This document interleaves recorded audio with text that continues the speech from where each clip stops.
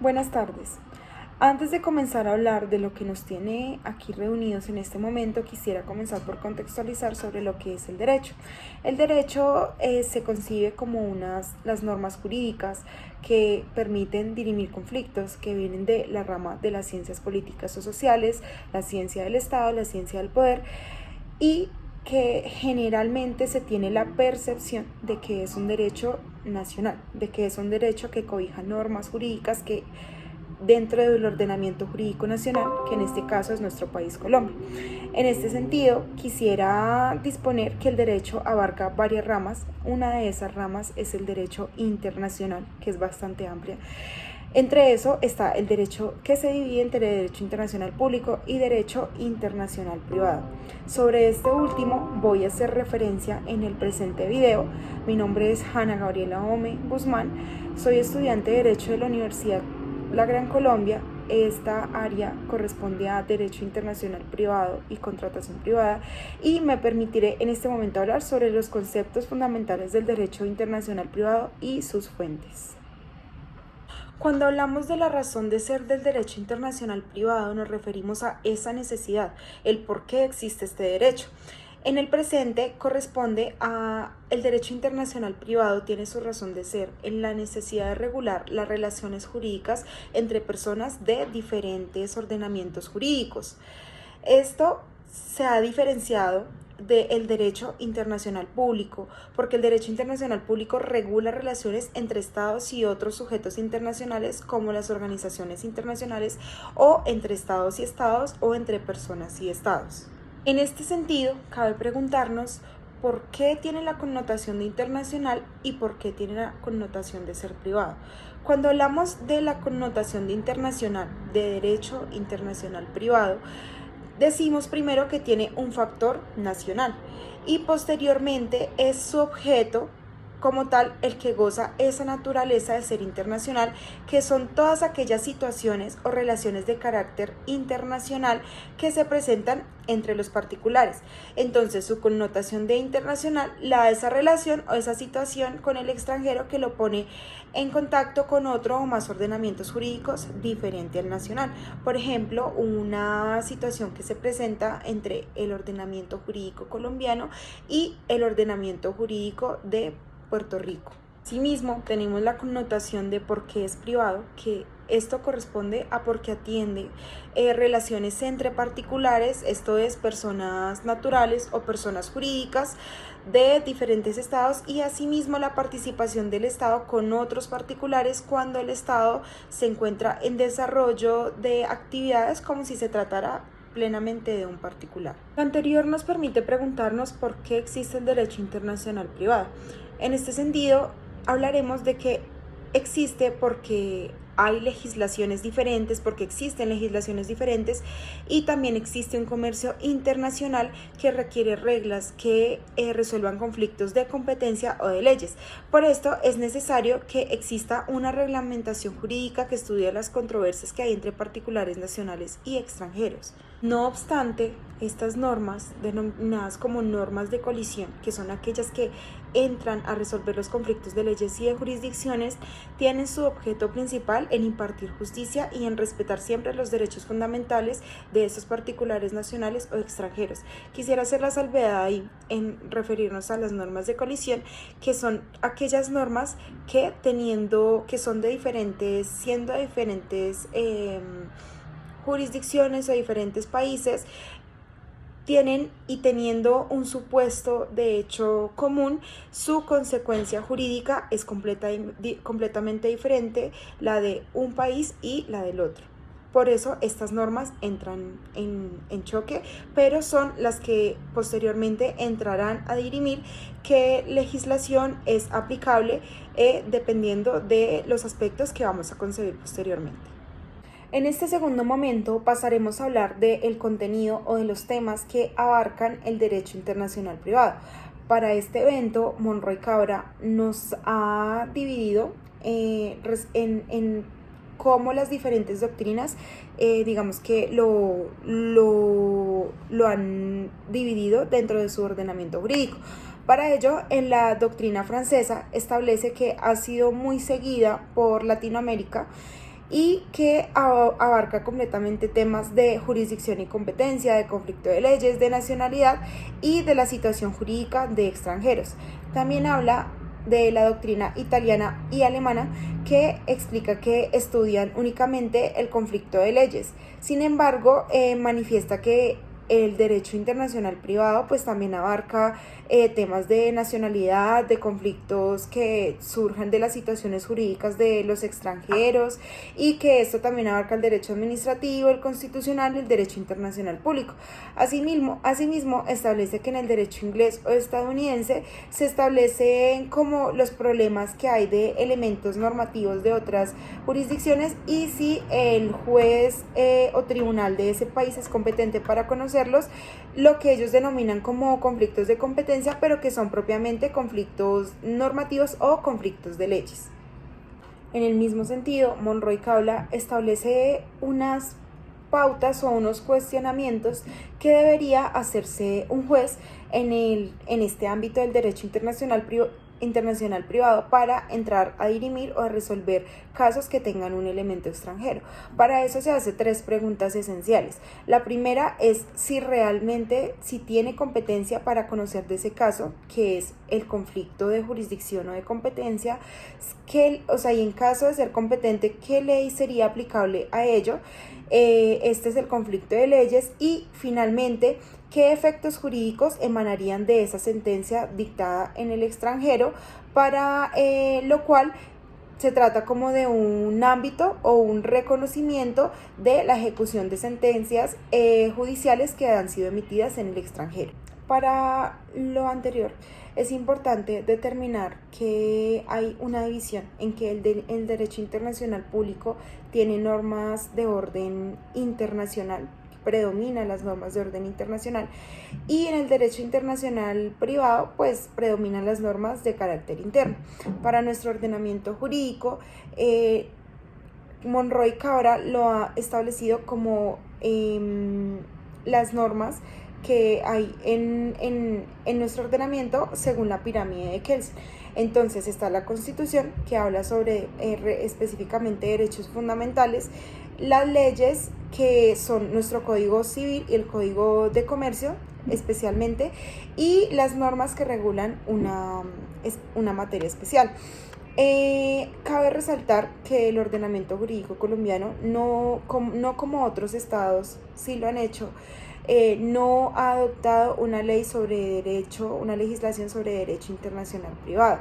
Por lo tanto, estas que ya denominamos normas de colisión o de conflicto se encuentran como dispersas entre todos los ordenamientos o los códigos, y cuando sucede un caso de estos es importante revisar entre todos estos códigos, o en cada tratado, si existe un tratado aplicable, o verificar qué otra fuente del derecho nacional puede cobijar esta situación o este caso en concreto. Y por ende, cuando nos referimos a estas otras fuentes a las que se debe indagar para llegar a la resolución de este caso, nos referimos a la costumbre, la doctrina y la jurisprudencia, que son esas fuentes auxiliares que permiten la interpretación de la norma, y que en ciertos casos también permiten llenar esos vacíos o esas lagunas que tiene la norma, que se denomina como la analogía de la norma.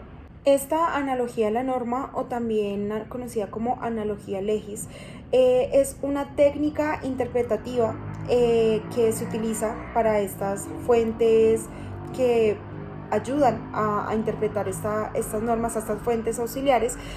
Generalmente se aplica cuando en un caso hay varios, digamos que supuestos de hecho que no están previstos en la norma. En este caso, esta situación de derecho internacional privado que no encontramos en los diferentes códigos o en las diferentes normativas de derecho internacional privado que podemos encontrar dispersas aquí en nuestro ordenamiento jurídico. Entonces, esto lo que ayudará es a invocar una solución al caso, pero que siempre, digamos que respalde la identidad de esta normativa o de esta norma inicial, y siempre como relacionada a los principios, a la aplicación de los principios y dirigida a este caso de aplicación, pero nunca saliéndose pues más allá de nuestra norma principal, que es la Constitución. Entonces esta analogía es muy importante y estas fuentes que ya veremos a continuación. En el marco de esta tercera unidad nos referiremos a la finalidad del derecho internacional privado.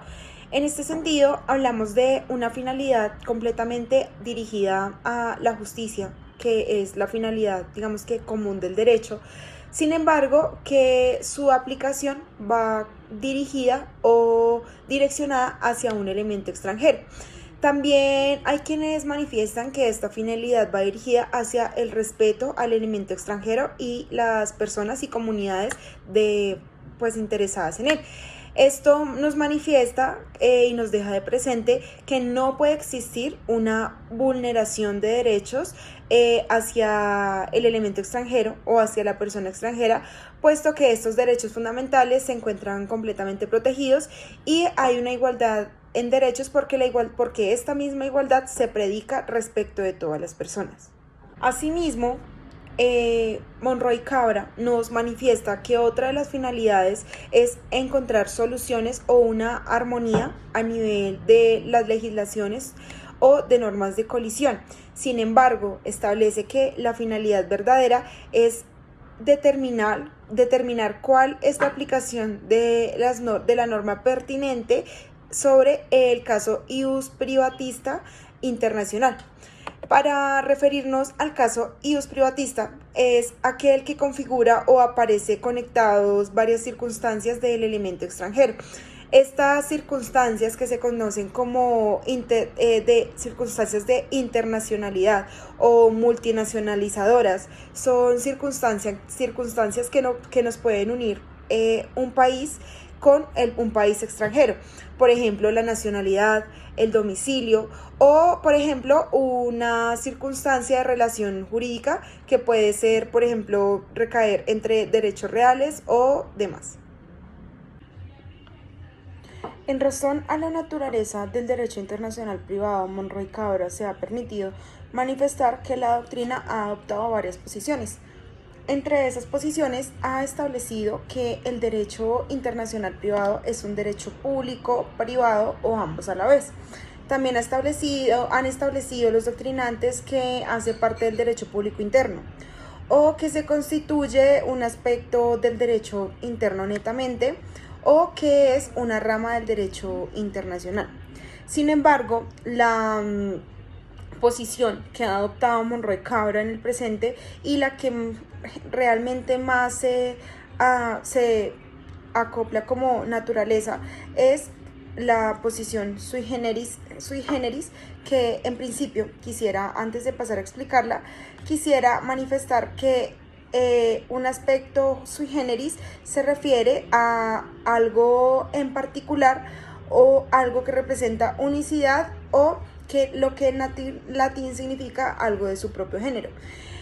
En este sentido, el autor ha manifestado que el derecho internacional privado es sui generis porque es mixto, es decir, que contempla normas de naturaleza privada, porque es privado, que es abarcamos el comercial, el civil, el industrial. Es público porque abarca instituciones como el procesal, el civil. También es externo porque regula la vida privada nacional e internacional, ese elemento internacional que tenemos. Y es interno, pues porque hace parte del derecho interno de cada país, como aspectos relativos a la nacionalidad y lo referente a las situaciones jurídicas de los extranjeros, por ejemplo, en nuestro país, que son cosas y normas básicas de la organización interna de cada país. Entonces, su naturaleza va netamente dirigida a que el derecho internacional privado constituye en realidad una rama del derecho nacional de cada estado. Por consiguiente, lo que nos manifiesta el autor es que hay derecho internacional privado en tanto existan ordenamientos jurídicos de cada estados, ¿sí? En cuanto hayan sistemas de derecho o en cuanto existan sistemas de derecho. Por ejemplo, en cada país, entonces en Colombia, Venezuela, Argentina, Perú, en cada uno de estos diferentes países, es un ejemplo, existe una normativa, una jurisprudencia y estas jurisprudencias varían, pues dependen de un estado a otro, pero cada una, como existe, como tiene un sistema de derecho, asimismo existe un asimismo existe un derecho internacional privado. Ahora bien, en esta medida abarcaremos las fuentes del derecho internacional privado, las cuales digamos que han sido desarrolladas por diferentes tratadistas y doctrinantes, pero para el autor que estamos desarrollando, estas fuentes se dividen en fuentes reales que corresponden a todos esos factores sociológicos o históricos que permiten la creación de una sociedad en sí, su origen, y las fuentes formales que se dividen en nacionales e internacionales. Asimismo, el autor manifiesta que las fuentes del derecho internacional se han dinamizado y se han ampliado de gran manera en la medida que ha existido un auge por el derecho convencional. ¿Y qué es el derecho convencional? Son ese conjunto de normas y de principios que se derivan de los tratados internacionales y que tienen su ámbito de aplicación interno en los estados que han ratificado esos tratados. En este sentido, este derecho convencional ha permitido que las fuentes del derecho internacional sean amplias. Primero, por el ius cogens y segundo, por la aceptación de la lex mercatoria, por la unificación y la codificación, la aceptación de la supranacionalidad y el derecho comunitario, la presencia de la jurisprudencia internacional y los principios del derecho internacional privado. En este evento hablaremos de las normas de ius cogens, que son aquellas normas que son de obligatorio cumplimiento, que son imperativas y que no admiten ningún cambio o ningún pacto en contrario por parte de los estados, ¿sí? Digamos que esto se diferencia mucho de la costumbre internacional porque esta sí puede ser variada en virtud de la voluntad o el consentimiento de los estados, permite su alteración, pero estas normas ius cogens son completamente vinculantes y no pueden ser modificadas por los estados, son de obligatorio cumplimiento, como ya lo había manifestado, y casi siempre van dirigidas a la dignidad humana de la persona. En este sentido, pues esta tendencia universal del ius cogens acata como estos principios y normas de carácter universal que están contenidos en estas normas imperativas de carácter internacional y que incluyen estos principios universales que no pueden ser pactadas en contrario. Asimismo, hay una tendencia interestatal por el derecho convencional internacional en el que se presentan dos dimensiones, una dimensión comunitaria regional y una paraestatal. La primera dimensión establece la coexistencia de una formación autónoma del derecho a cargo de instituciones que emiten reglamentos, directivas, y es una dimensión interna que está formada por estas normas de colisión que se encargan de resolver conflictos de leyes y de jurisdicciones. Y por otro lado está esta dimensión paraestatal que abarca toda la dimensión que prescinde del poder normativo estatal, tal como la lex mercatoria. Explico, la lex mercatoria consiste en todas estas prácticas comerciales que son aceptadas internacionalmente, que no se han constituido como ley, pero que han sido como normalizadas por el comercio internacional y que se usan como tal para su regulación. Entonces, en este sentido, pues tanto las ius cogens como esta tendencia interestatal de la que acabamos de comentar, no se puede como desligar de la soberanía de los estados o de las organizaciones internacionales. Asimismo, encontramos las fuentes nacionales que corresponden a la Constitución, la ley, la costumbre, la jurisprudencia, la doctrina y la jurisprudencia. Esto significa y da a entender que en las legislaciones hay varias, que en cada legislación o en cada ordenamiento jurídico hay una manera diferente de resolver sus conflictos. Y Respecto de las fuentes internacionales, encontramos que hay tratados bilaterales y tratados multilaterales y también la costumbre internacional, de los que ya hablaremos más adelante. Además de eso, pues la clasificación usual de las fuentes, hay que mencionar el ius cogens, los principios generales del derecho internacional, los actos jurídicos unilaterales y el soft law, que este último hace referencia a todos estos instrumentos internacionales que tienen efectos jurídicos pero que carecen de obligatoriedad. Sí, se trata de normas o de reglamentaciones que son vigentes pero que no son consideradas vinculantes. Ahora bien, vamos a esgrimir cada una de estas fuentes mencionadas. Respecto de las fuentes nacionales, comenzaremos por las normas de derecho imperativo o normas de ius cogens. Como lo había dicho, estas normas tienen una fuerza vinculante, pero estas no son normas que estén establecidas en una ley o que estén enumeradas. Sin embargo, el artículo 53 de la Convención de Viena establece esta como la conceptualización del ius cogens como tal, y establece que no hay una lista. Sin embargo, está contenida en los principios de derecho internacional, que estos principios hacen referencia a las maneras, digamos que no violentas de resolver los conflictos entre los estados, a las relaciones internacionales que hay entre los estados, pero que van dirigidas a que no haya uso a que no haya uso de la fuerza, que no hayan amenazas digamos que entre sus conflictos. Habla principalmente de que un estado no se debe intervenir en asuntos de otro estado, de que hay un principio de igualdad de derechos sobre la libre determinación de los pueblos, los principios de no intervención, el principio de igualdad soberana de los estados y que los estados cumplirán de buena fe las obligaciones. Entonces, como lo había dicho, estas normas imperativas de ius cogens van dirigidas siempre a principios o a normas que deben ser cumplidas, pero siempre dirigidas como a esa dignidad humana. En este sentido, estas normas de ius cogens las nombramos de primeras en las fuentes nacionales porque son las primeras en la cúspide normativa. Estas son las primeras que se deben tener en cuenta y ahora continuamos con la Constitución. La Constitución en sí misma es una norma jurídica que contiene derechos y obligaciones. Es nuestra Carta de Derechos Mayor. Esta contiene los principios fundamentales del Estado y es la norma de normas. Esto es que por encima de ella pues no existe ninguna otra norma en la pirámide normativa, en la cúspide, aparte de las normas de ius cogens que acabamos de referir. Asimismo, la Constitución tiene normas de derecho internacional privado, como lo son la nacionalidad, los derechos de los extranjeros, las sociedades extranjeras, y algunos otros principios del derecho internacional privado, y a su vez también adquiere lo que acabamos de mencionar sobre estas normas relativas a los derechos humanos correspondientes a las normas de ius cogens, que obviamente son completamente aplicables al derecho internacional privado. Otra de las fuentes nacionales que acoge el autor es la ley.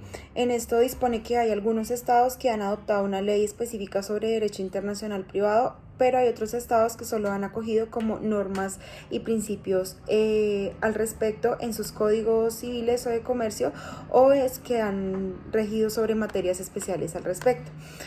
Sin embargo, cuando cuando un estado hace parte de un estado de derecho escrito, la ley será una de sus principales fuentes nacionales. En este sentido, se utilizan las normas de conflicto o de colisión, que como lo hemos manifestado son normas que tienen unos supuestos de hecho similares, pero que sus consecuencias jurídicas varían y por lo tanto deberá determinarse cuál será la ley aplicable para ese caso, que esto responde a ese conflicto de leyes. Sin embargo, al elegirse la norma aplicable, esto lo manifiesta el autor, es una norma indirecta porque no debe existir. Al elegirse la norma aplicable, se debe verificar que no debe existir como un acuerdo fraudulento en el que las dos jurisdicciones hayan llegado como a un acuerdo sobre esa norma aplicable, pero de manera fraudulenta. Y la otra es que el derecho que hayan escogido para aplicar la norma aplicable, para aplicar la ley que corresponde a ese caso, no infrinja los principios de orden público.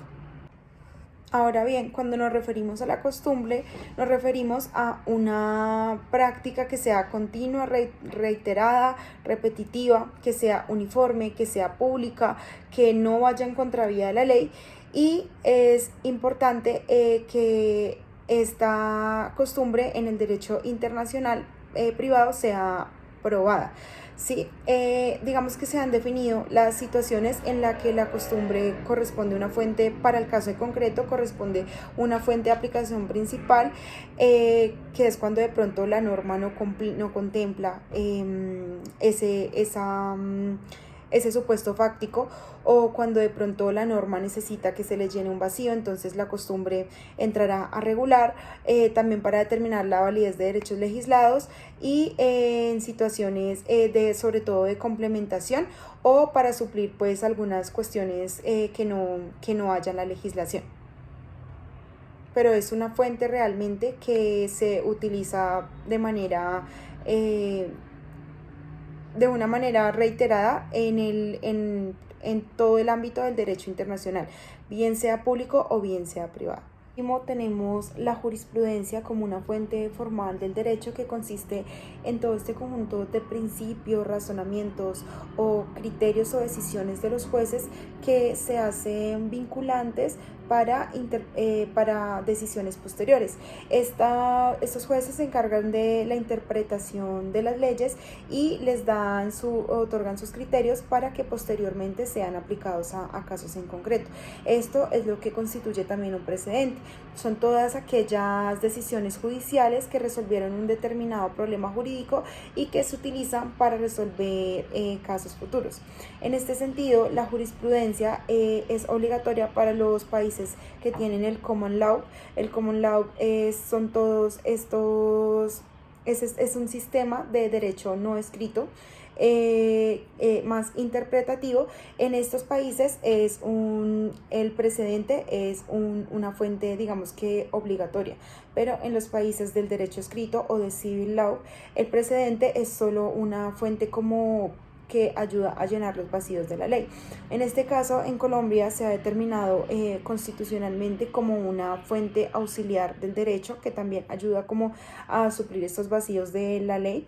Sin embargo, personalmente considero que el valor que se le ha dado a la jurisprudencia en los últimos años, o especialmente la última década, ha sido, primero, ha acabado con esa hegemonía positivista que traía kelseniana, o también de Comte, que realmente era muy marcada, porque antes estábamos muy pegados a las decisiones según lo que estaba en el código, pero no había una interpretación real de un caso en concreto, o de pronto con las decisiones de los jueces se llegaban a vulnerar derechos porque eran muy pegados a lo que estaba establecido en la ley. Entonces, con la interpretación, con esta nueva fuente de derecho, que para mí debería ser principal, porque ahora las decisiones de los jueces son completamente vinculantes para la solución de un caso en concreto, en Colombia debería ser una fuente principal. Sin embargo, se utiliza como para suplir estos vacíos y pues igualmente se le da un valor obligatorio como al precedente para la aplicación a los casos que requieran de la jurisprudencia como una fuente pues auxiliar del derecho. Ahora bien, continuaremos con las fuentes internacionales, en donde principalmente en la cúspide normativa, en esa jerarquía normativa internacional, está de nuevo las normas de ius cogens, que ya conocemos que son aceptadas por toda la comunidad, en este caso la comunidad internacional. Son normas de obligatorio cumplimiento, son vinculantes que no pueden ser pactadas en contrario, y en este caso, dentro de estas normativas de Jus Cogens internacional, encontramos, por ejemplo, los principios de pacta sunt servanda, que significa que todo lo pactado obliga a las partes. Está el principio de buena fe, el principio de igualdad soberana de los estados y los demás principios que se encuentran en tratados y también en la costumbre internacional. Continuamos con los tratados internacionales, que son todos aquellos instrumentos internacionales en los cuales dos o más países, uno, dos o más países, los han acogido, los han ratificado con el fin de establecer obligaciones internacionales que competen entre dichos estados que los han ratificado. Estos tratados internacionales han sido establecidos por la Convención de Viena I y II, y en Colombia se ha ratificado estas dos convenciones, por lo tanto hacen parte de nuestro derecho positivo. Y a su vez también se encuentran consagrados constitucionalmente en el artículo 93 dentro del bloque constitucional, que establece que los tratados serán de obligatorio cumplimiento y se encuentran a nivel, digamos que supralegal, al igual que la Constitución, es decir, que tienen la misma fuerza de obligatorio cumplimiento como lo tiene la Constitución. Ahora bien, respecto de las relaciones entre el derecho internacional y el derecho interno, se han expuesto las teorías dualista y monista. La teoría dualista ha establecido que el derecho internacional y el derecho interno difieren porque hay fuentes diferentes, porque regulan relaciones diferentes, porque es la obligatoriedad de la norma, también en la importancia que le dan los tribunales o la obligatoriedad jurisdiccional respecto al sometimiento de los estados o de las personas, y por último el aparato coactivo, que manifiesta que en el ordenamiento interno, el desacato de las normas produce todo un movimiento del aparato jurisdiccional que permite que esta persona pues como que se constriña a cumplir esa obligación, o bien pues que sea castigada, y manifiesta que en el ordenamiento internacional no es así, que en el ordenamiento internacional como que hay sanciones, pero a veces son muy imprecisas o generalmente permanecen impunes. Y también está la teoría monista, que establece que el derecho internacional y el derecho interno no difieren porque los dos regulan, digamos que las mismas relaciones de los individuos en una sociedad o en una comunidad, y porque ambos son como mandatos que obligan a los destinatarios de estas normas en un solo concepto o en una sola mirada hacia el derecho. Al respecto, la Convención de Viena ha establecido el principio de pacta sunt servanda, que se le ha manifestado, que es que lo pactado obliga a las partes, y que en este sentido manifiesta que lo que se ha pactado no puede ser incumplido de ninguna manera, digamos que cuando no se presentó un vicio de consentimiento en el momento pertinente para hacerlo. Digamos que sin perjuicio de esto, la regla general es que prevalece el orden internacional y que no puede ser incumplido con la disculpa de que el derecho interno, o con la justificación de que el derecho interno no lo permite, o de que se está vulnerando el derecho interno, pues porque ellos tuvieron una oportunidad procesal para en todo el tema de la entrada del tratado al ordenamiento jurídico interno, en todo el tema en el que los estados parte estaban verificando la normativa de ese tratado, y para eso pues también existen las reservas, ¿no? Para que ellos, los estados, pues manifiesten que no quieren hacer parte de alguna parte del articulado, de alguna parte de la normativa del tratado, precisamente para no incumplir con esta normativa interna de cada país. Sin embargo, pues como toda regla general, esta tiene una excepción, y es que especialmente cuando se viola una regla sobre competencia para celebrar tratados, siempre que esta violación sea manifiesta y resulte objetivamente evidente para cualquier estado y sea de buena fe, entonces pues se procederá a no darle esa prevalencia a esta normativa, ¿sí? Sin embargo, pero de todo lo contrario, estos tratados internacionales siempre tendrán esta prevalencia de orden internacional. La jurisprudencia internacional, la Corte Internacional de Justicia en sí misma ha adoptado la posición monista, es decir, la prevalencia del derecho internacional. Asimismo, en nuestro ordenamiento jurídico interno, nuestra Corte Constitucional de Colombia sigue esta doctrina y para ello, para darle esta prevalencia al derecho internacional, establece lo que ya les mencioné como el bloque de constitucionalidad, en el cual pues están todos los tratados de derechos humanos de los cuales Colombia es Estado parte, es decir, que los ha ratificado, que hacen parte del derecho interno y que son inderogables. Y que establecen pues la interpretación de derechos fundamentales y constitucionales. En este sentido, pues todas las violaciones graves que se hagan contra el derecho internacional tendrán una responsabilidad internacional, sus respectivas sanciones internacionales, y siempre se deja de constancia que estos tratados pues son interpretados a la luz de la Convención de Viena, que es la que establece todas sus normativas de creación. Como penúltima fuente internacional encontramos la costumbre internacional, que son todas aquellas prácticas repetitivas realizadas por los estados que se realizan permanentemente pues con la convicción de que se está creando una norma. Sin embargo, pues cabe mencionar que la costumbre internacional es de poca aplicación en el derecho internacional privado. Sin embargo, esta sigue siendo pues una fuente de derecho. Es necesario, como ya lo han manifestado antes, que probar la práctica permanente y duradera, es decir, probar la costumbre, y también la opinio juris, que esta opinio juris es como la convicción de que se está creando una norma jurídica a través de una determinada práctica, pues que se realiza de manera seguida, de manera continua, y que genera una obligatoriedad por los estados. Finalmente tenemos la jurisprudencia internacional. Existe un doctrinante que establece que para que haya jurisprudencia internacional es importante que exista un tribunal que se encargue de dirimir específicamente estos conflictos que surgen, que tienen como este elemento extranjero, ¿sí? Que surgen con normas jurídicas de más de un estado. En este sentido, pues no ha existido como una voluntad de los estados para crear este tribunal en el derecho internacional privado.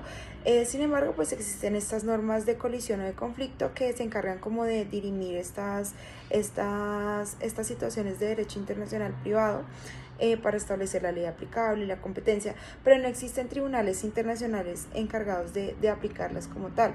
Entonces, tenemos nosotros la anterior Corte Penal Internacional, ahora Corte Internacional de Justicia, que ha resuelto unos casos al respecto, en virtud de materia de contratos, de expropiación, de nacionalidad, pero no tenemos un tribunal como tal en derecho internacional privado.